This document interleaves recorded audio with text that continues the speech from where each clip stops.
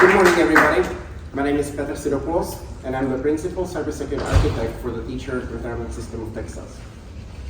Thank you for joining me today as I'm going to discuss how to gain the edge in cybersecurity by unleashing the hidden GSE. Now, GSE, what does it mean? So GSE is GX Security Expert. Who here has heard about GSE before this talk and knows what it entails? Okay. Some hands up, good. For those that do not know what GSE is, it is one of the most elite certifications in cybersecurity. It can be thought of as like a Top Gun in cybersecurity because there are only 350 people in the world that have this certification, and it's been around for 20 years. To gain a GSE, you need to go through hell of a set of challenges that will drop you into an unknown environment. You have 9 minutes and a challenging task full of curveballs, and you need to solve it. Some of the people that have a GSE, if you are familiar with SANS security awareness training and security certification program, some of the top people have GSEs. And what I'm trying to impart in you is really the GSEs have gone through fire to demonstrate deep understanding across these multiple cybersecurity domains. And I think that if you adopt my approach, or at least consider it, you can definitely unleash the hidden GSE talent in your own team and in yourself, even if you do not hold the GSE credentials just yet. So my agenda today, looking back, my career has been quite successful, and there have been some pillars that I want to share with you. Now I want to share this with you because hopefully you can learn some lessons and apply them on your cybersecurity journey. Next, I pivot into the main idea, how adopting introspection can actually gain you the edge. And I have a handful of examples how to get started.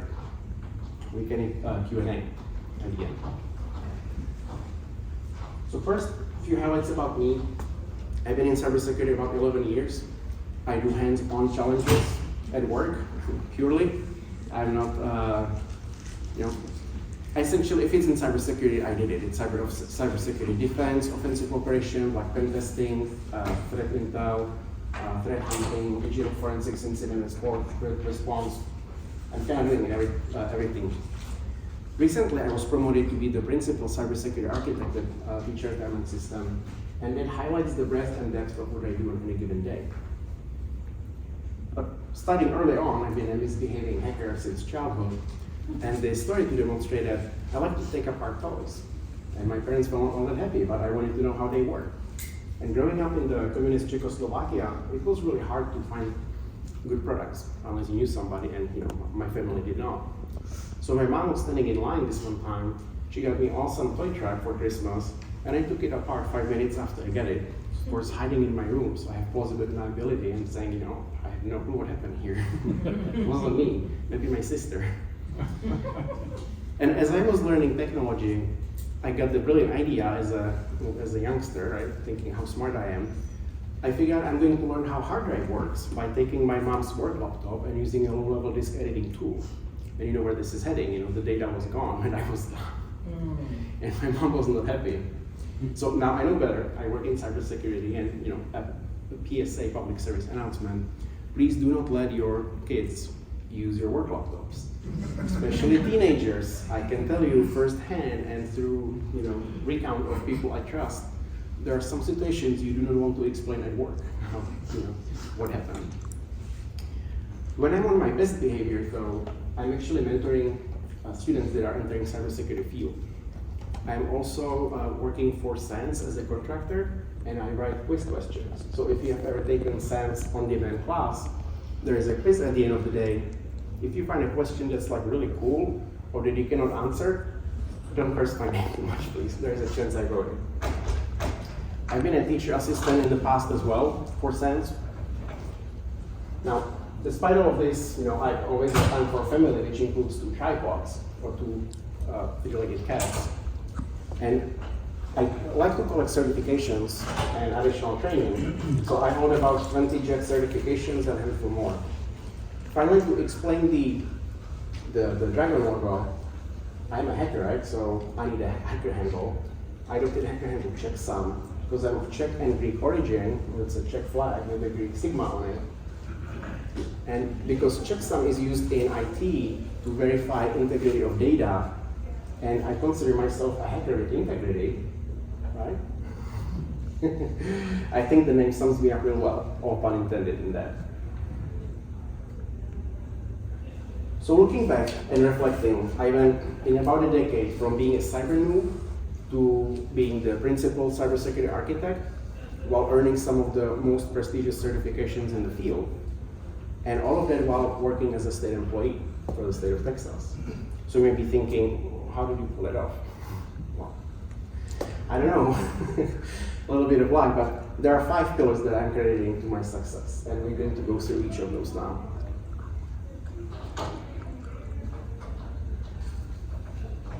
So if you can relate to some of the statements on this slide, congratulations, I think you have certain knack, maybe even passion for technology, and it is really critical. Now, it's not strictly required, but it definitely helps because our field evolves so fast and we need to always stay on top. And you will probably need to allocate time outside of work to continuous education and training and practicing. And if this is a passion of yours, then it doesn't feel like a chore. The biggest pillar by far is the passion for continuous learning. I know you work for state agencies and our training budgets are nothing to write home about, but keep in mind Texas Department of Information Resources, or DIR, offers classes for free. There are also classes that are free that you can sign up online for. There are YouTube channels. Please silence yourself. Thank you. There is an option that may be maybe underutilized is companies like Pentest Academy or as a cyber guru, sorry, a cloud guru. They offer a subscription-based access for a year, and you pay maybe $300-400, which hopefully is more palatable than a full training, and you get access to the lab for a year, and then you can use it in an unlimited way. Now I have to put a disclaimer: TRS does not endorse these 2 products. I just use them as myself. It's my own endorsement. When you select a training, maybe you get a training catalog and you're like, which class should I take? Definitely look at the content and see how many hands-on classes there are.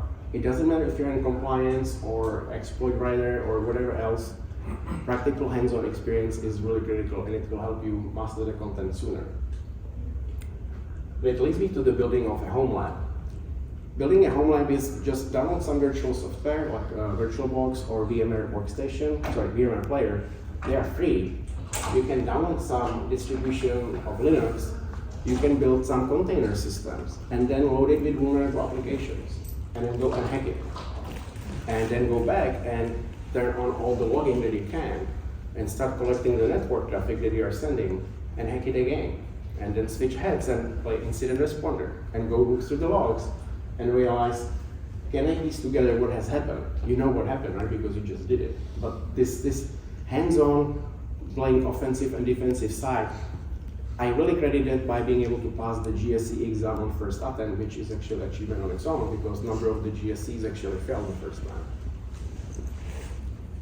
And finally, the biggest point as well here is, if your agency sends you to a class, please do not take it just to fulfill your continuous professional education credits. I know you need to get them, and it's a nice side benefit, but the main goal really should be you are going there to learn something, and you're going to bring back an idea or 2 that you can implement at work. Because next time, in a limited budget, when somebody else is, like, hey, I want to go to a class, yeah, let's send him because he brought some cool ideas last time. Opportunities, they can come and knock on the door and you don't know when they are coming, right? They don't announce themselves ahead of time. But you need to be ready. And what I mean by being ready, always bring your A+ game, always go above and beyond, impress, network, engage. Some examples from my life where this worked out for me. I established myself as a talented sysadmin at the controllers. And in 2011, there was an accidental data exposure incident that happened, and that resulted in several InfoSec people leaving. And I know you're still employees, so you've been affected by it. But that opened an opportunity for me to move into InfoSec. A few years later, and we hired another coworker who introduced me to the SENSE work-study program. Is you can attend a class at a SENSE live event in exchange for helping set up and tear down and do some evaluations. When I got selected, I networked heavily. I always did everything timely. I offered my help without being prompted to everybody else. You see audio video guys running cables on the floor. Get down dirty, right? Help them out. That helped me to be selective for additional training opportunities like that. And I met some key people that I impressed, and they recommended me to become the contractor for SANS. Now, what I'm trying to say here really is, I didn't plan on some of these things to happen, but when they did, I was ready to capitalize on those. I cannot overstate the title of this slide enough. Having an excellent mentor. It's their way in goal. Who here had a mentor when they started in the security career? TRs, put your hands down. Did their mentor? I see some hands, right? So my mentor was Greg Smith, and he's an incredible individual. He pushed for me to attend the SANS Security Essentials class. The opportunity to become a mentee, and there is a mentor there.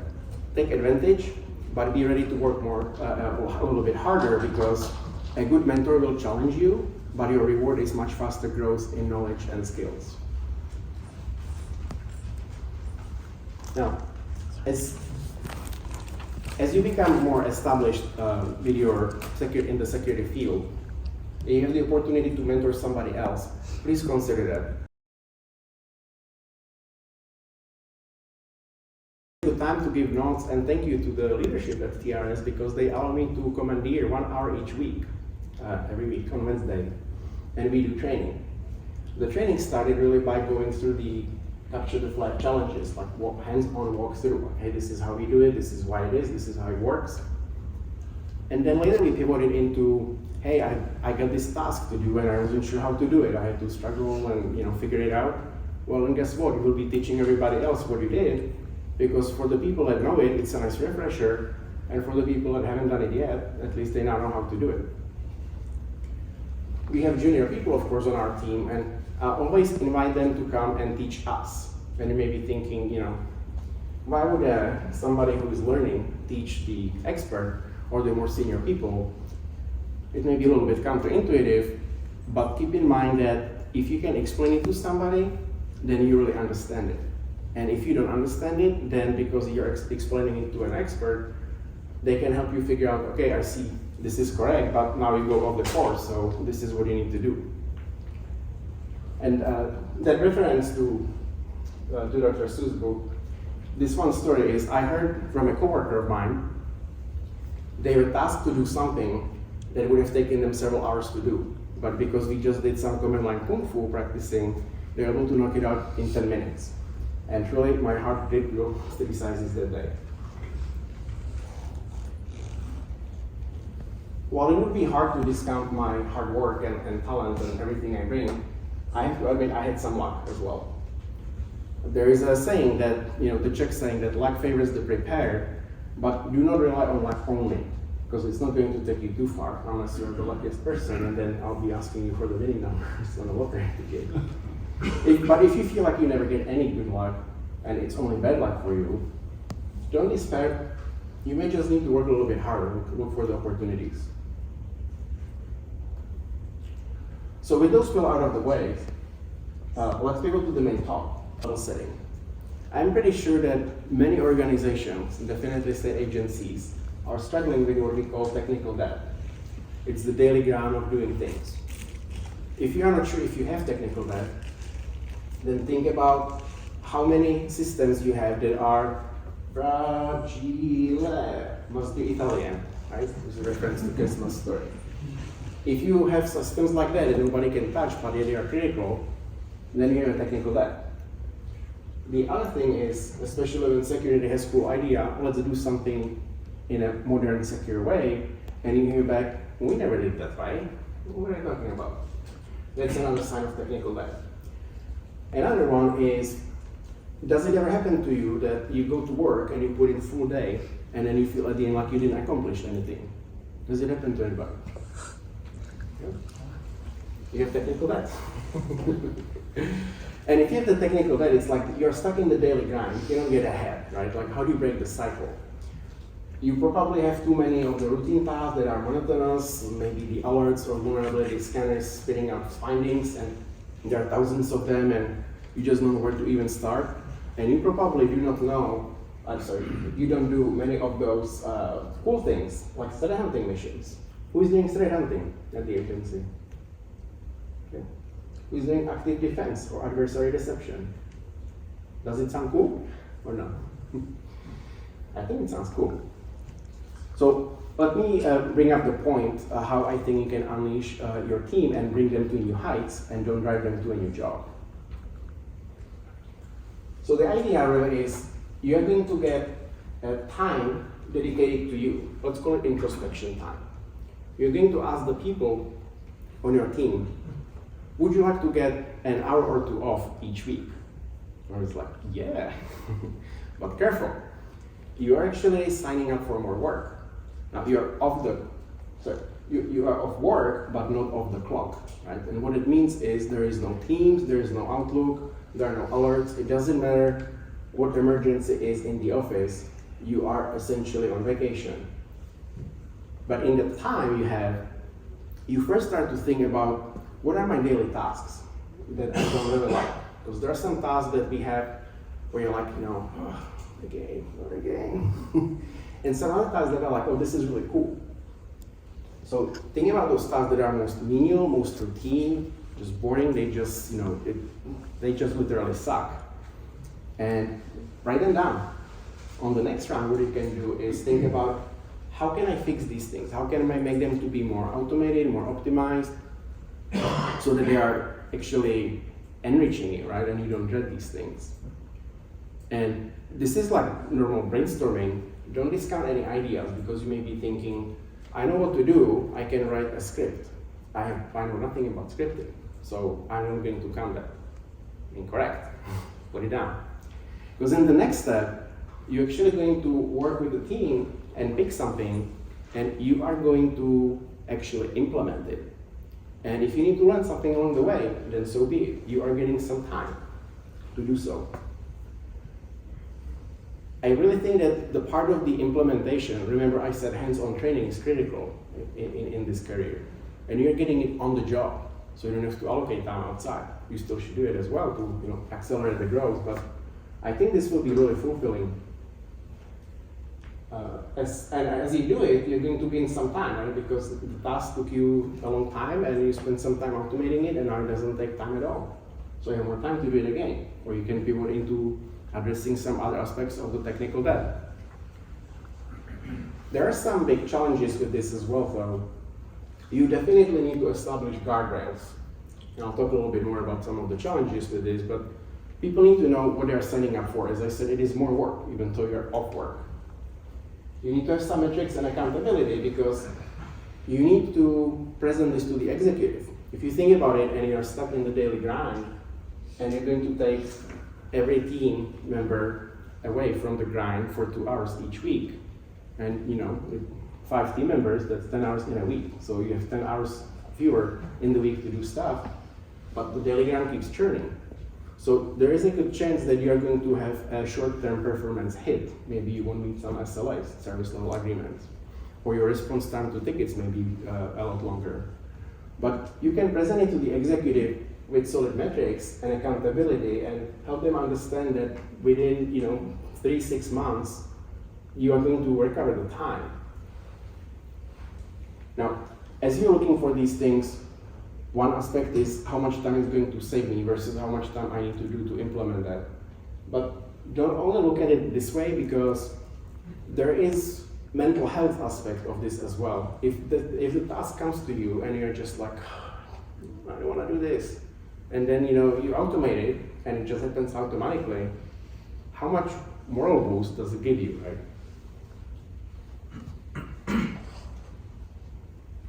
So I wish I can give you a blueprint that says, do this and it will work for you, but I do not know your organization. Everybody has different set of challenges, you have different culture, you adopt new ideas differently. But in general, I believe that there are 3 approaches: the carrot, the stick, and of course the money. We live in capitalist America, right? So let's review these. The intrinsic motivation or the carrot approach, I really believe that the teams have talent that's waiting to be unleashed, but you may not feel empowered to do so. So, managers, please don't clip the wings of your superstars. Let them spread their wings and fly. I know there are some challenges, but I have some tips how to address those. So you find the people that are interested.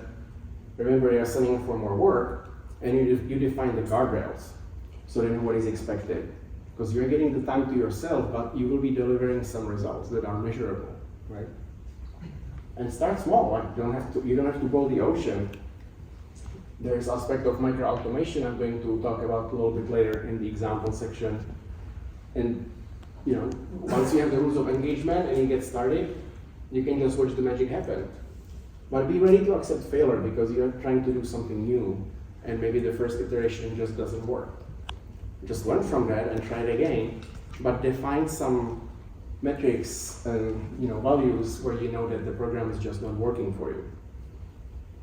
An aspect that may be overlooked oftentimes is with the summer coming up, we're going to get interns and fellows, and these people are typically highly motivated already.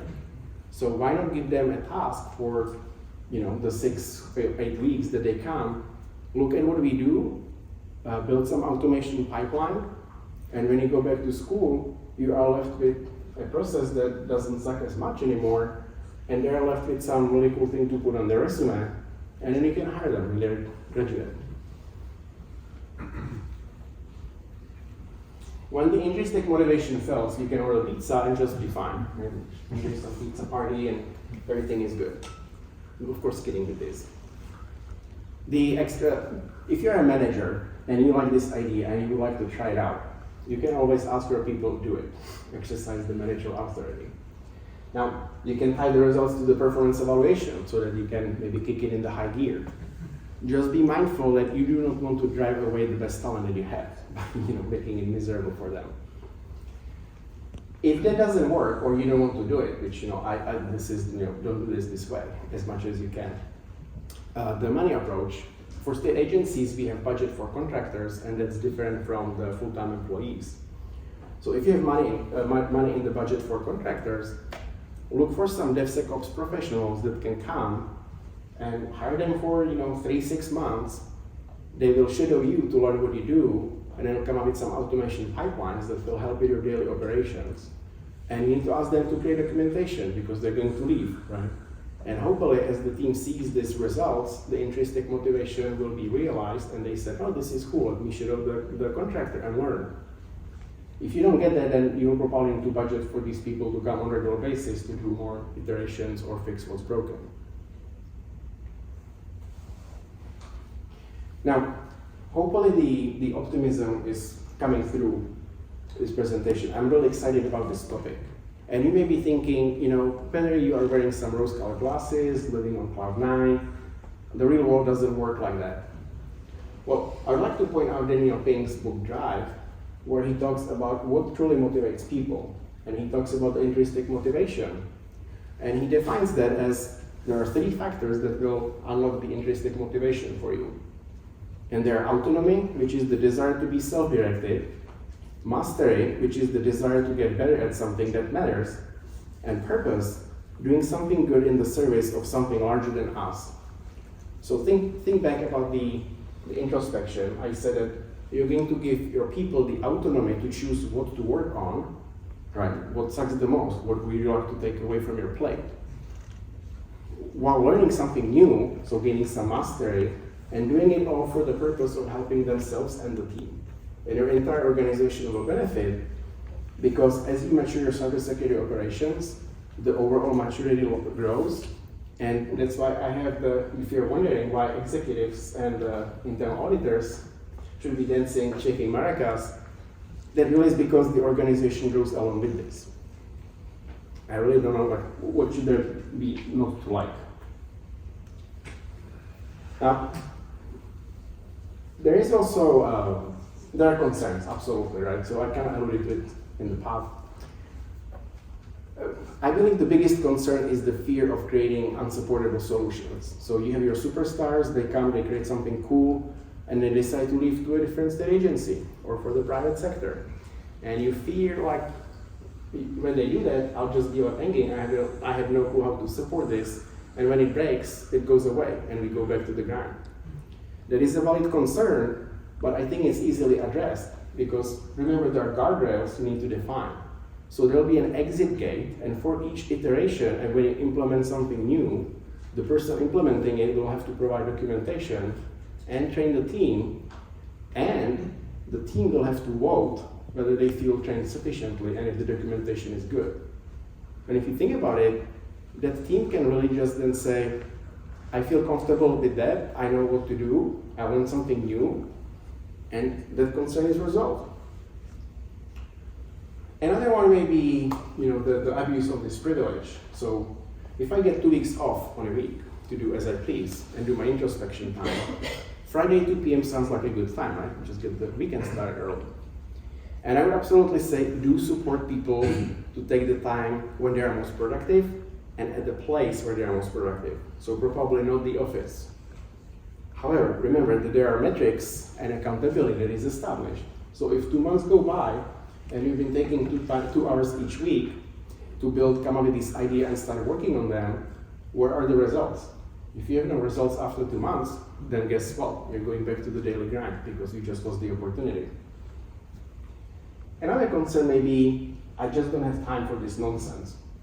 We are struggling so much that I cannot allocate even 5 minutes like this. There is a saying that doing something over and over the same way and expecting different results is the definition of insanity. Again, if you don't change anything, how do you expect it to change? You can also work with your executive, and if you explain it well to them, it can be an executive mandate. Go ahead and do this. And now you don't have an excuse, right? Because the executives are telling you to do so. You may be also wondering about, do I have the GSE level talent on my team? And if you're thinking that you do not, or you're kind of doubting that, I'm going to strongly but respectfully disagree. I know plenty of people across the state agencies and at other companies that are as talented and more talented than I am, for example, and some of the other GSEs that I know. They may not have the skills just yet, but that will come with time. So if you encourage the people, you're going to learn something new to fix the processes that are most boring for you and most menial, then the skills will come naturally as you go. We work for the state, so we don't move at the DevOps high speed, So just be patient, and there's a Czech saying that says, patient bring roses. So just encourage the people to do so, they're going to learn, you will realize some benefits and results, and the skills will come, and before you know it, you will have more GSEs on your team. The final concern I want to bring up is, you may be like, I don't want to sign up for this because if I automate my job away, or if I automate my job, then they're going to say, there is the door, we don't need you anymore. So I know some people that are highly talented and dedicated workers. I know some people who seem to be just counting the time until retirement. And it doesn't matter how many years you have left. I know some have few weeks, and it's probably easy to just cruise on. So if you are going to automate the job away for the people that we call chair warmers, is that a big loss? Just think about it, right? Maybe, maybe not.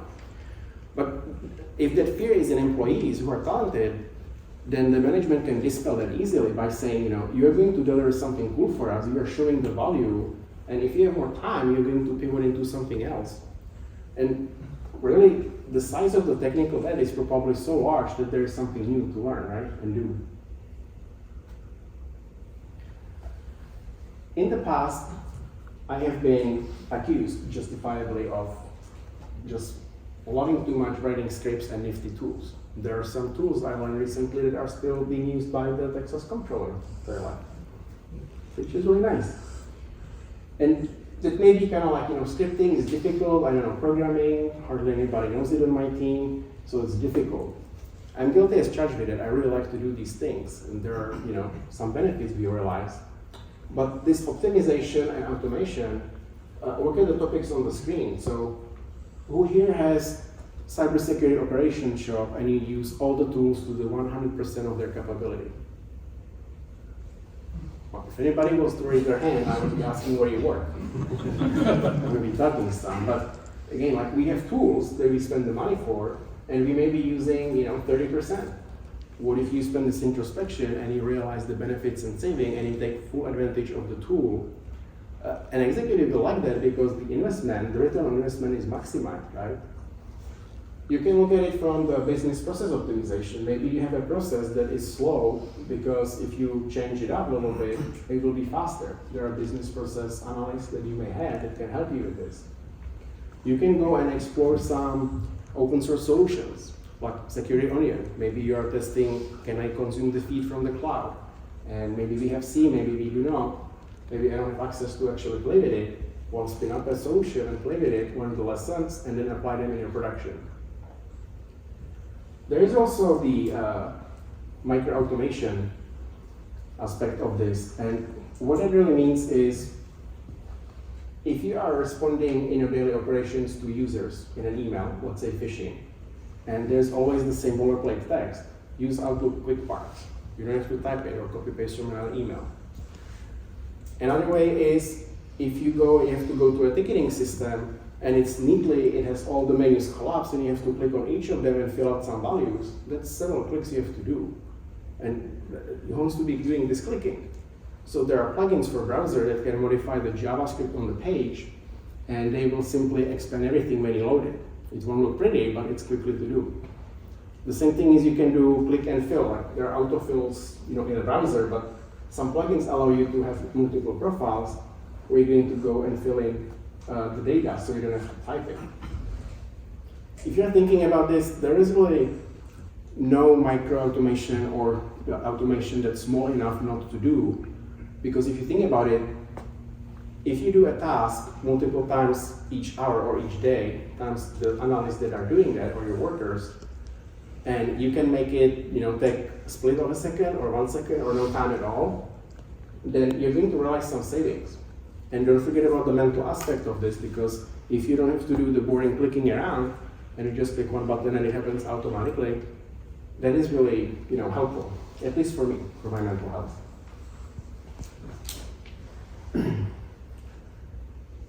Now, there is some study that says that high-performing team are going to maximize the utilization of the tools that they have, and they're going to write some scripts and integration where the tools do not talk to each other, and it would be beneficial. This is a nice segue to, this is actually an example.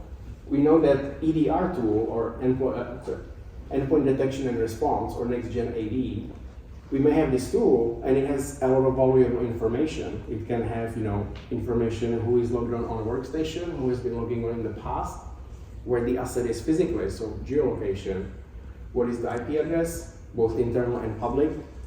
And this data is highly useful when you do investigation. For example, incident response or digital forensics.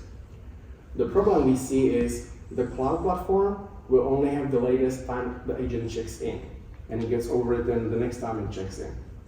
But if it's so valuable, would you just let it sit there and expire? Well, of course not, right? So a simple solution is explore the API of the application programming interface that allows you to download this data. And what we do actually at TRS is every 4 hours, there is a script that pulls the data and saves it into a text file. And because it's a text file, it compresses really well, because a lot of information is the same for the assets, like your domain name, for example. So each time it goes, there's about 500 kilobytes worth of data, and it's formatted as a JSON file. JSON is a structured text that is highly and easily parsable. You can think of it like an Excel sheet on steroids. And you can then save it, and because it's so small, you can keep months back or years back, and it doesn't take much storage. And then how would you search this? So you can go and hop on the command line and use some command line tools. But you can also build a simple web application where you say the date range to know which files to look for, and what you're looking for, and out comes an Excel file. And this is really, I'm not trying to say that this is replacing the EDR tool. I'm tapping into the data that it has already. And this is not going to replace your incident response process, but it can augment that, and it can help you perhaps not save time, but imagine that you have a digital forensics investigation that says, where was this physical asset between September and December last year? And you're like, well, I don't know, we don't have this data. Well, now you do, right? So that value is really hard to calculate. So some of the practical ideas, how you can get started.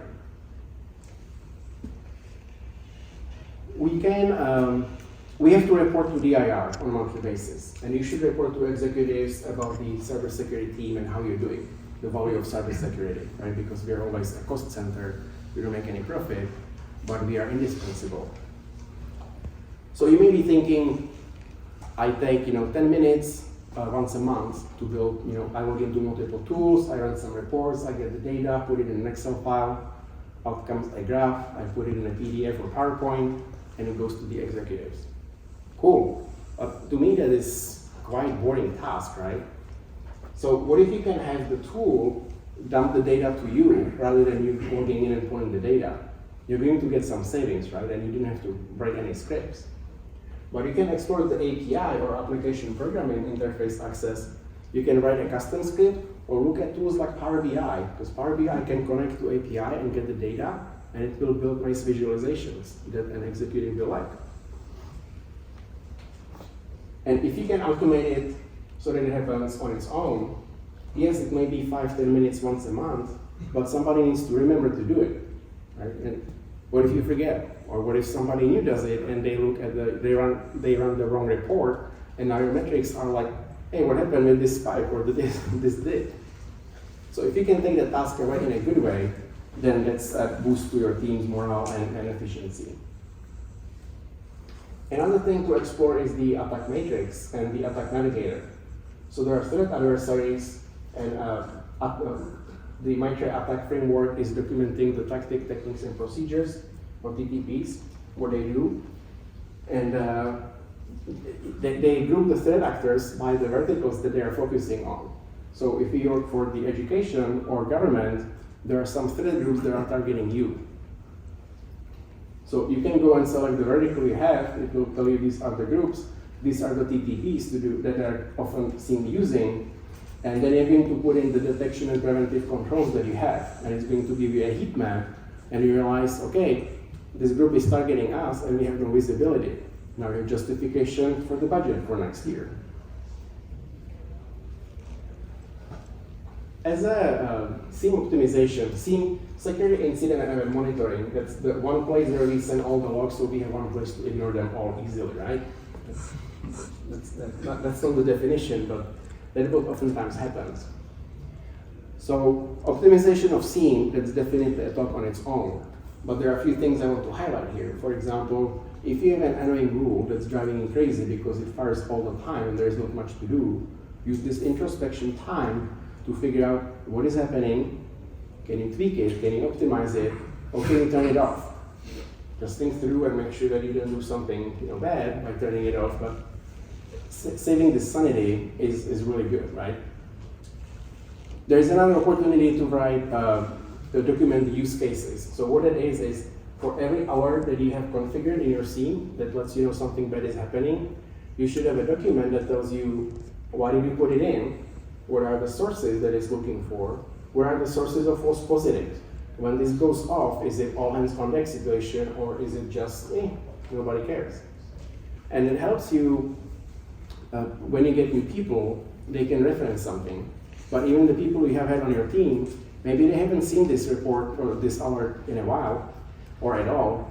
And rather than asking team members who may be like, I don't know, I think it's this, you can look at the documentation. The playbooks is something similar. You can define when you get a phishing email, especially if you are new, you may be like, what do I do, right? Like, how do I respond to this? So why don't you have a high level, not a procedural level, you're writing procedures, just a guidebook that says, or playbook, that says you need to go and look for the domain, block it, pull the email from everybody, look who visited the domain, and change the password for the people that clicked on the link, right? And you have these 4 steps. It doesn't tell you how to do it, you have procedures for that, but now the analyst knows what to do. And Finally, again, I cannot help myself but talk about the writing scripts and automation. So let me quickly highlight, you may have an organization, a small agency, that gets an alert from perimeter firewall that says, hey, you have an asset on your network that is talking to a known bad domain. And you just get the IP address. So what is the context for this alert? Is it really bad? Should you like drop everything and jump on it? Or do you have time to finish your lunch? Without any context, you don't know. Now, if you have a scene that's well-tuned and optimized, it will do the enrichment of the data and correlation, and it will give you the context. But even if you don't have these two available, think about doing a simple web page that will say, what is the IP address that's in question? And it's going to ask programmatically, and it will tell you what the asset name is, maybe through the HTTP logs or through the DIR integration. It's going to tell you who was logged on at the time and who was logging in the past. Because if you see a desktop support admin logged on in the past, shortly before, there could be some tokens the bad guys can steal. It's going to tell you where those people work. Are they domain admins? Are they database admins? Are they executives or VIP people? Because that will be a different response based on where they work. Then you can ask the vulnerability management platform, when was the last time when we scanned this asset? And what were the findings? Then you can go and ask your patch management solution, when was the last time you patched this thing? All of this is just going to build you the concept by a click of a button. It's going to save you a lot of time, and the context comes to you and you know right away, is this bad or is it not? So the cool thing about this is as well, you can build it iteratively. You don't have to build all the functionality in one introspection session, right? You can just, like me, pull the DHCP log so I know which asset reliably it goes with IP address, and then repeat. And every time you do this, you're going to elevate your cybersecurity game. So to conclude my talk, from the pillars I mentioned, if you are taking home some, definitely always bring your A+ game and devote time to continuous learning. I think those are the most critical pillars that work for me. Dedicate the time for introspection, but be smart about it. You need to define the success and failure, how to do it. Define the guardrails, because this is not a free-for-all, I just want some time off. You will be expected to know the results. What are those? And there may be mistakes, so just be ready to be gracious about the failure. And start small and just grow iteratively. A tip as well that can help you, if you partner with IT on this initiative and you can do it with them, you're going to see a lot more results, because there's only so much cybersecurity can do on its own without IT support. And in the end, as I said, each organization is different in their culture and the struggles that you have. But this is in no way a prescriptive way to, this is how you need to solve it. I'm just sharing this with you as an opportunity to get inspired and motivated by this and change it and implement it in your organization as you see fit. But as you do, I hope that you will realize the benefits as you unleash the hidden GSE potential within. So with that, are there questions? Yes. Hey, Petr. Hey, on the chart you had for SOAR, you had like options of whether you would base it on the SIM or do it yourself. I thought maybe you could give us some ideas of what you're thinking there. This one, right? Right. Yeah,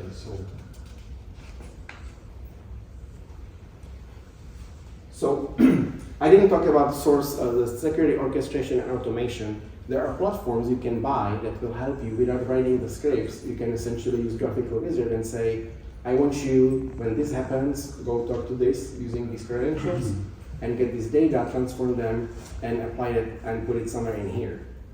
There are free and open source tools you can use. But if you are stuck in the daily grind, you're not going to be, you won't have the time to do so. And that's why I said explore other tools. Maybe a SOAR platform is what you need, and instead of learning how to write script, you can do that. If you want to do it manually, you're going to learn a lot more, right? It will be slower, but if you have the time and you want to learn a lot more rather than using a tool, then the scripting is in our field is so critical to know. Does that help? Does it answer? Thanks. Thank you. All right.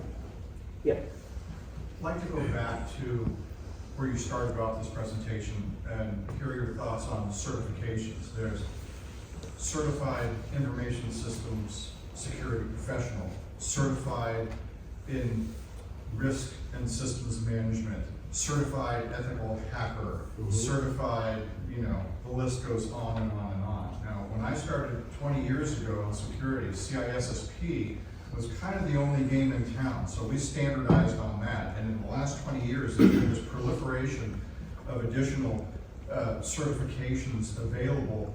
And specifically, you're talking about the GSE certifications. Which is the best one? Where does one start if one is starting out in one's career? And a corollary to that, is CISSP still worth anything? That is a highly loaded question, and I think there are ethical standards associated with each of the certifications I hold, CISSP being one of them. Now, I don't want to talk negatively about any certification. To me, I said continuous education is really good. So you're going to learn something. If you are in compliance field, maybe the ISC's core curriculum is a little bit better because it helps you, it has its purpose, right? Like there is a context, we talked about it before the session started. There is a best way to do something in cybersecurity, but if you factor in your business constraints, that's not the best way. It would be best if you could do it, but you cannot, right? And CISSP is really good in teaching you apply the context about the situation and do that.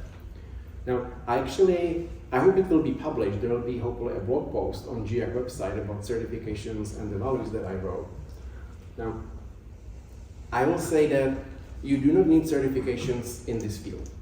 I know some people that have no certifications, and I would be delighted if they came to work with me on my team. At the same time, if you are new to this, it can help you be, separated from the crowd. So, again, bottom line, I mean, GSE, go for it if you can, but just keep in mind you need to work really hard to get there, right? There are some easy wins, some easier certifications to get.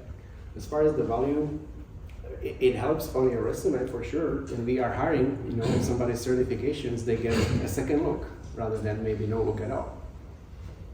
All right, good. Yes, in the back.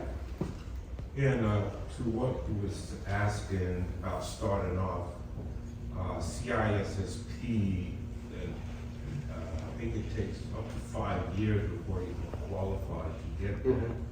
So if you're starting off, there's some certifications that don't have that experience requirement that you can get. So I would suggest starting there, but with the eye on CISSP if you go the GRC route or other certifications. Just try to plan out your career, and if you cannot go for CISSP because you don't have 5 years of experience, there is the provisional CISSP or another, I think it's SSCP, that's more entry level. Or maybe you get some other certification like Security Plus that teaches you a lot of concepts that will be helpful no matter what you do. And now that you have the certification, it still helps you stand out. All right. Any more questions? Yes. So, when you talk about the program and you talk about the fact that you sort of have to dedicate time to develop products, and you're looking at something like SOAR, you're putting in automation, you're hopefully doing some kind of testing phase to vet what it is you do before you release it in mass. Do you have any recommendations on keeping that trust from executive as you move through this process and making sure that the tools that you're developing and creating are adding positive value? Yeah, that's why I said you need to have metrics and accountability established, because you will know if it works, right? Like you say, we have a task X that nobody likes to do because it just takes so much time and it's so manual. And somebody writes automation using a SOAR platform or writing a script. Is it delivering the results? That's a quantifiable thing that you can present to the executive and say, remember you authorized me to take some time off to do cool things? This is the 1 or 2 cool things we did, and these are the time we save, or our detection is much faster. We see a lot more what's happening. there are some benefits you can realize, and with solid metrics, you can present them, and executives should be dancing, shaking mark. Cool. Yeah. You mentioned the dedicated time off type thing. What has been sort of, you mentioned if they don't work out, you just take it away. What has been the take rate or the success rate of those people? So this is a good point. We actually implemented this at TRS, but since the presentation was finalized within the last few weeks, we just started it. So I don't have any results just yet. Okay. But I can tell you that the entire team at TRS was asked, come up with this time and do this. And I believe that every single one of them said, yes, I want to do it. Now, how successful they will be, we will see, right? Yeah. Yes, I know we're focusing a lot on tools, security tools, but what we're not really focusing, I think a lot is the employee themselves in the trenches, educating them mandatory with security tools to make sure that they are aware of the global concerns. Do you think there will be a mandatory where it's going to have a 90-day class mandatory with education of do's and don'ts? Because, I mean, there are the weakest link, and that's how we have incidents. Do we ever focus on the employee themselves? I mean, will there ever be a trend to move, besides spending a lot of money on tools, security tools, I mean, to speaking focus on overall, employees? yes, absolutely, right? Like there was a talk here yesterday talking about employees are your biggest weakness. And I wanted to go talk to the speaker and say, no, they're your biggest asset. And then, crossed it out. And the title slide changed. And I was like, okay, I don't need to go, talk to you in the parking lot now. And the talk that I think Jennifer had here about changing the security awareness training at the Child Protective Services, those are really cool things. Like the people, unlike an AI or like ChatGPT, usually like people, let's say you click on something and you realize you shouldn't, and you can kind of get like this feeling like, was it right? So some people may be feeling like, oh, hope I know what it is, right? Just not talk about this. Well, that's a bad approach, right? Because if it was something bad, then you are giving the bad guys time to fester and look around and do bad things.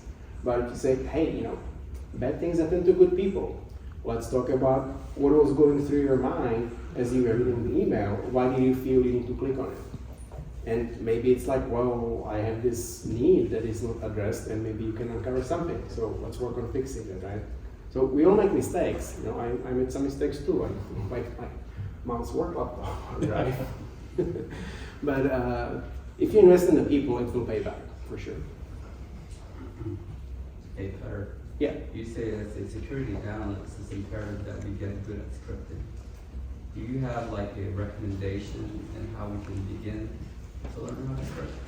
Yeah, I would do a practical example. So suppose that learning the API calls is probably good, and then working with the JSON objects. So you may say, I have a threat vulnerability management platform, and it produces results. And I need to go and put some reports, and it's clunky interface, and I don't like it. And maybe the data is useful to build some reports or metrics. So one, look at the Power BI, right? Maybe you don't have to code anything, but if you want to code it, then you can choose the language, and hopefully you can standardize or something. Python may be good because it's heavily used, or PowerShell can be also heavily used.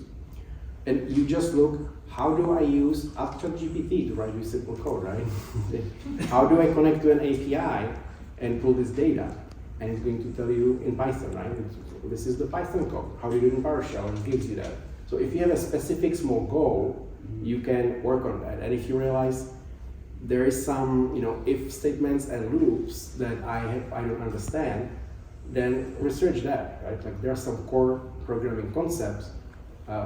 I always get accused that my code has multiple nested if statements, but it's only I do it because I want the code to be robust and work in case there is condition that I didn't account for. So I think if you portion it into small pieces, then you can get something and you get a quick result, and you're like, hey, this now works, so let me pivot and build on top of that. Thank you, sir. Questions? Can you give us just some examples of things that you created? Like, It's a question for the controller folks.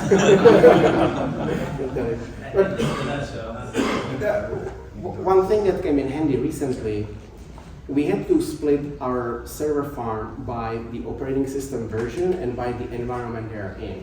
And we had to split it between odd and even servers because we were making a change and we didn't want everything to go at once. So if I ask you, give me the asset list of all test servers that are 2019 in your agency, and they end with an odd number, or they're in the odd group. How long is it going to take you before you can get this? You can create the Active Directory and write some script. By creating a simple web page, you actually can click and it slices the data. It reads from AD directly, so it's always accurate. And not only does it give you the server list, you can copy paste them as a command delimited string. You can put it in a script, or there's also a version where it gives you one server name per line, which you can put in a text file to use in, consumed by other tools. And it also generates a PowerShell variable that you can simply reference in a script. You just literally copy paste, put it in your script, and now you have the all even servers that are 2019 in a test environment. So that's an example.